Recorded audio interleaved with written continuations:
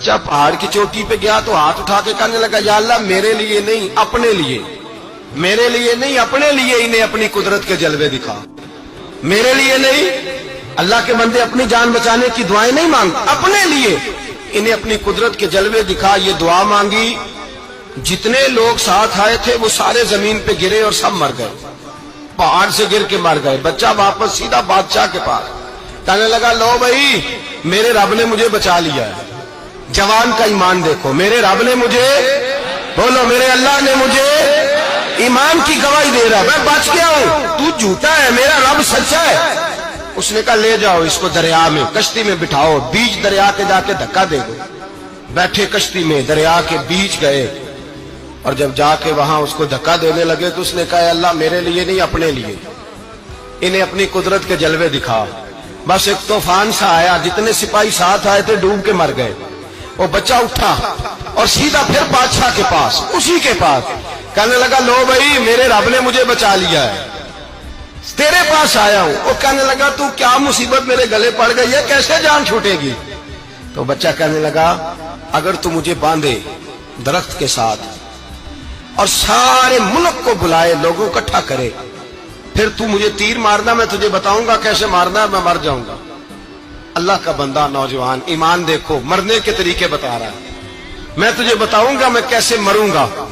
ये बात कही, बादशाह ने सारा मजमा जमा किया, मुल्क सारा बाहर आ गया, दरख्त के साथ बांध दिया। कहने लगा, भाई लोगों ये मुझे मारना चाहता था, मार नहीं सका, अब मैं इसे बताने लगा हूं कि मैं कैसे मरूंगा। इसे कहो जब तीर मारे तो साथ मेरे रब का नाम भी ले, मैं अपने रब के नाम पे जान दूंगा, ईमान की पुख्तगी में अल्लाह के नाम पर जान दूंगा। इसे कहो रब के नाम पे मारे, मर जाऊंगा।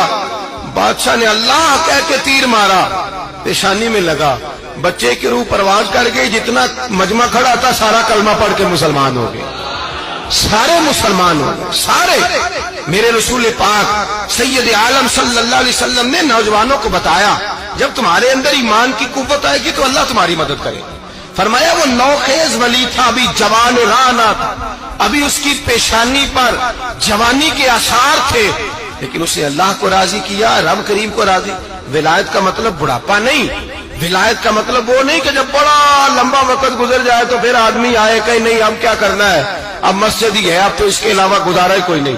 तो उस वक्त का आना अल्लाह की बारगाह में कबूल तो है, लेकिन शाबाशी उसी को मिलती है जो जवानी का वक्त आए, जो ऐन उस वक्त आए जो वक्त मेरे रसूल पाक अलैहिस्सलाम के गुलाम है अब्दुल्ला इब्ने उमर।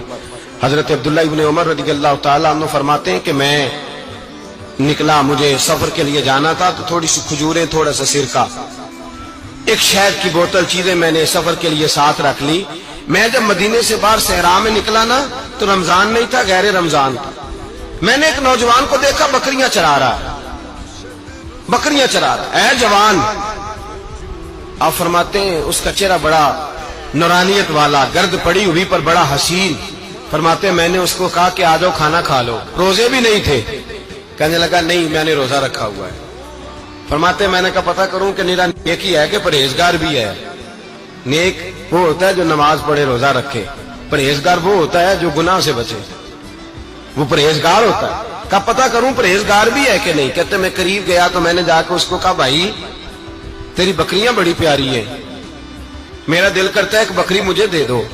कहते वो जवान, गुर्बत भी, परेशानी भी, पर दामान तवक्कुल की ये खूबी है कि उस पर पेबंद लगे होते हैं, धब्बे नहीं होते।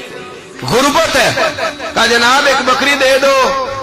आने लगा जनाब बकरियां मेरी नहीं, बकरियों का मालिक कोई और है। कहते मैंने आजमाने के लिए कहा कि बकरियों के मालिक को कहना एक बकरी भेड़िया ले गया है, कह देना भेड़िया ले गया है। तो कहते उसने मेरी तरफ देखा, गर्द से उसके बाल अटे हुए, आंखों में रोशनी, चेहरे पे इत्मीनान, लबो लहजे में ईमान की ताकत। नौजवान कहने लगा हुजूर बकरियों के मालिक को तो कह दूंगा भेड़िया ले गया है, जब अर्श का मालिक पूछेगा तो क्या जवाब दूंगा, अल्लाह को क्या जवाब दूंगा। कहते हैं मैं कांपने लगा, उसकी बात सुन के वापस आया, जो काम निकला था वो छोड़ा, वापस लौट आया। मैंने पता किया किसका गुलाम है, पता चला फला आदमी का है। कहते मैंने पहले गुलाम खरीदा, फिर पता किया तेरे पास बकरियां कितनी है, उसने कहा 400।